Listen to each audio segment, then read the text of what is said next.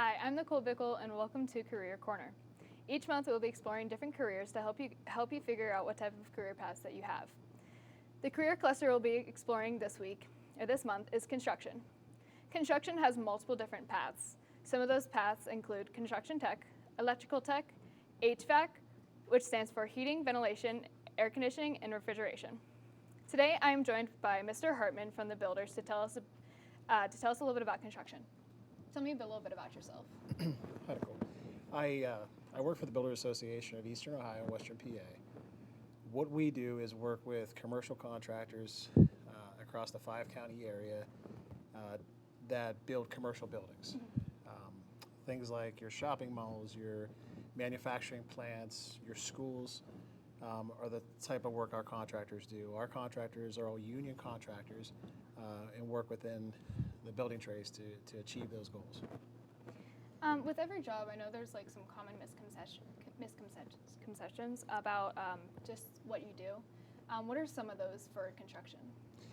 You know, construction has changed significantly over the past 50 years. Keeping in mind, construction now is state of the art.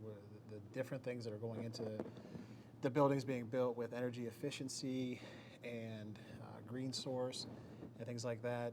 The construction field is very dynamic and changing every day. So, one of the misconceptions is that the people working within the field don't have a high degree of skill. And that's the furthest from the truth. Our apprentices that come into the field typically will do anywhere from 3,000 to 6,000 hours in an apprenticeship program before they become a journeyman. So whether that's HVAC or electricians or carpenters, they're learning not only in the school, but they're also learning on the job. So it takes typically 3 to 5 years to get to that point. There's a lot of education that goes into it, and they're very skilled individuals that are working within the trade. To get to that point where they are working, like what type of schooling and training do they have to go to reach that point? So once they're hired and accepted as an apprentice, they'll typically start their first year of school. And that can vary trade to trade, but they'll learn things such as safety with the OSHA programs. They'll also start learning about the trade, the basic skills that they need to build upon for the career. But the biggest part happens once they get outside the school and start working hands-on. Now, keep in mind, they're getting paid while they're working in the field, so they're getting paid to learn. But they'll learn on the job, they'll learn with skilled individuals that have been working in the field for 15, 20, 30 years. So I think that's really, really important that people understand that the biggest thing that they're learning on the job by doing it every day. When they come straight into the working field, what is normally the entry level salary for a new worker? Great. Again, it depends and varies per trade, but typically most of the individuals are starting at around that $16 to $18 an hour range, which equates to roughly $30,000 to $35,000 a year. Now, that's not just salary; they're also getting benefits on top of that, which includes health care and retirement. And as each step that they progress through their apprenticeship program, they're continually getting raises, and that's typically a base salary. But a lot of times, there's also a lot of opportunities for overtime or special projects that they're working on too. With these special projects that they're working on, what do you think has to be the most rewarding thing about just being in construction? I know you guys have to do a lot of work and a lot of physical labor. So what's the most rewarding thing? Yeah, a lot of people find it challenging to have to be tied to a desk or a cubicle or an office every day, and I think that's hard for a lot of individuals. The type of individuals that are working in the construction field like to see some finished product at the end of the day, something that they've accomplished, something that they've built. I'm often with different individuals in the field, and we're driving by a school or we're driving by an office building, and hey, I put the roof on that, or we built that project, or we built that nursing home, or we built that hospital. So there's also a big sense of pride in something accomplished when they finish these products. It's something that stands the test of time for years to come. So I know there's a bunch of equipment used. I don't know exactly, but like, what are some of the equipment you use on the job that some like students might be interested in? I don't know if anybody was like me. I know as a little kid, I always liked watching the construction equipment, the bulldozers, the backhoes, the things like that. And I know my son was the same way growing up. There's a lot of things like that, and it's really come such a long way. Our excavators and our equipment, has GPS in it, and it's down to, the smallest detail now when they're grading and moving dirt and building highways, and it's very interesting to see how that's done. Each field kind of has their own type of equipment, so whether it's individuals that are doing tile and terrazzo, or it's electricians or carpenters, and I think carpenters kind of get a general catch-all sometimes. But they're a piece of that pie of the building industry. But there are some very specific trades that use a lot of pretty interesting tools that can sometimes be very, very expensive. Especially you get into some of the excavating equipment. It could be millions of dollars for one piece of equipment. I believe it. So I know like jobs can vary, but depending on the person, what's like the average work day normally like for a person who works in construction? Most of our companies do either an 8 or a 10-hour day. Mm-hmm. So there are some companies that that work 4 10s, and they have a 3-day time frame off. A lot of companies, though, a lot of projects are an 8-hour day. Most of the construction careers in the field start early in the morning. Typically, when you're on your way to school, mm-hmm. You've passed those things where you see a project going on. So they're out there, sometimes 6, 7 o'clock in the morning, and then finish up their day, 2, 3 o'clock in the afternoon, depending on what time they start. They take breaks during the day. Yeah, they do. But it's that goal to get that project done, that completion date that they're working on. So you constantly see that buzz that's happening on a construction site. So like with multiple different like sites, I'm sure there's like different jobs. So is there like different type of construction workers? Yeah, keep in mind that in our industry, there's 16 trades, craft trades.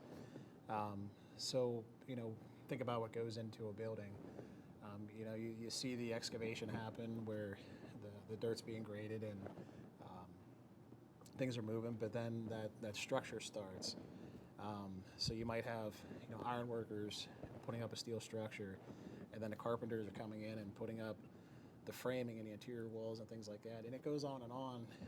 Typically until the glaziers are putting in the windows and the doors, and the roofers have finished up the roof.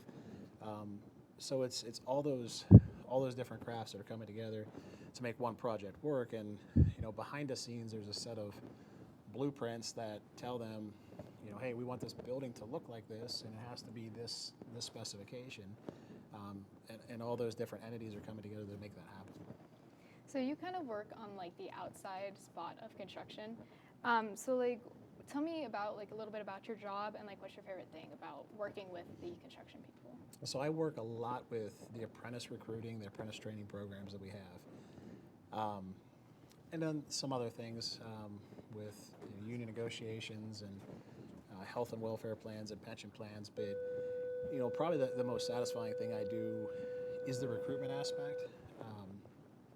We're constantly trying to elevate the amount of people that are coming into the field to fill the need that we have, and I thoroughly enjoy helping those people get into the industry, find that job, and work within those training programs to become a journeyman. Well, thank you. I hope that if people had questions, that their answers have come now. We actually have a live demonstration down in our TCTC Electrical Tech Lab. Thank you very much, Nicole. I'm down here in electrical tech with Leonard Adams, a student. So what exactly do you do in this program? So pretty much we cover all basics of basic electrical wiring, like industrial, residential, and commercial. What's your favorite thing to do here? My favorite is with the industrial, which is this right here, which deals with motor control, relays, timing relays, just all the computer components, I guess. So what are the job outlooks like for this program? With electrical, there's many different opportunities you can go to. You can go to apprenticeships, you can enroll into college or like trade centers after school, or you can just do on the side jobs or go straight into the workforce with some. Now, I see you have a little project over here. Could you kind of explain what this is? So pretty much right here, this is for our skills competition. What it does is it's going to have a green light always on until you activate the circuit, and then the red light will come on for 5 seconds. Then after it turns off, all the lights will be off until you reset it. All right, well, thank you. I'll let you finish over here. Let's go talk to your instructor, Mr. Taylor. Hi. So can you go a little bit more in depth on like in this what you do in this program? Right, electrical technology, like Leonard said, we do 3 different types of electrical: residential, or your house electric; commercial, or stores, schools; and industrial electrician. I was an industrial electrician at General Motors until I retired last year. We try to stress in a lot of different fields. You can go to work and have a bad day and you go home. In this field, if you go to work and you have a bad day, somebody's going to get hurt, so we stress safety. There's a lot of opportunities in this field, everything from wiring aircrafts to wiring houses. We are a member of Skills USA, which is our organization we belong to. We have competitions, as Leonard's finishing up there with his skills competition. So I see that you have a couple little setup things over here. Could you kind of go in more detail on what these are?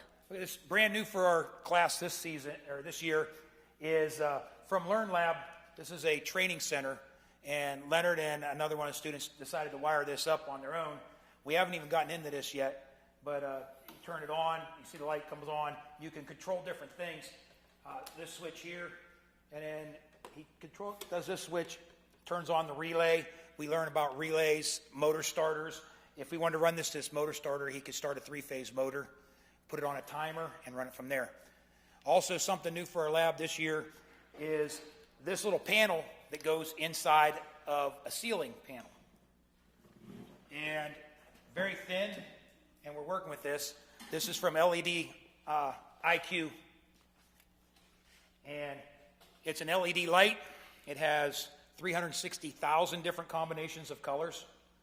You can also program it to strobe different colors, or you can turn it back to just a white and adjust the hue on it.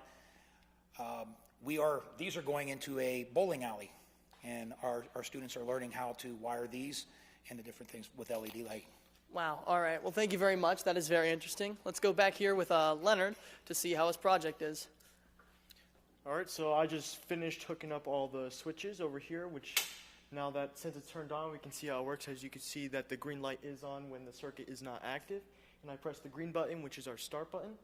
It will activate the circuit. After 5 seconds, the relay in here, the timing relay, will switch. And it will turn off the red light until I reset it with the black button. And then I can start it again. All right, very interesting. Well, thank you guys both so much for joining me. And let's send it back up to Liv with the 360 cam.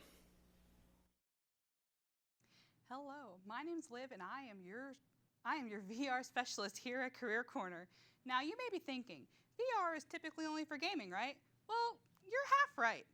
VR can be used for a plethora of things, such as virtual hands-on experience, interactive training, and educational purposes. Today, we will be looking into our electrical, HVAC, and construction programs working side by side to create a working bathroom. Now, let's get to it. Now, here inside the VR, you can see a construction worker and an electrical worker working side by side to power this little electrical socket. In his hand, he's holding a little device that can tell you if it's going to work or not. As you'll see shortly, he'll plug it in and you'll see if it lights up or not. Now, I do apologize for the lag, but to me, now he's plugging it in. Now, it's not flashing, meaning the electrical socket isn't working. They'll be beginning to go through, rewire this entire building just so it can get to its power that it needs to be. Here, They're working on the vents. This is how the air will circulate throughout the bathroom. Now, let's go back to Nicole for the end of our show. That seems really cool. Remember that all of our VR 360 videos are on our Career Corner website. Now with us, we have Mrs. Gensberg, and she's here to talk to you guys about some of the construction industries, like careers available in the Trumbull County area. So there are definitely careers related in this huge field that, we're kind of encompassing other construction in the Trumbull County, but also in the Mahoning Valley area.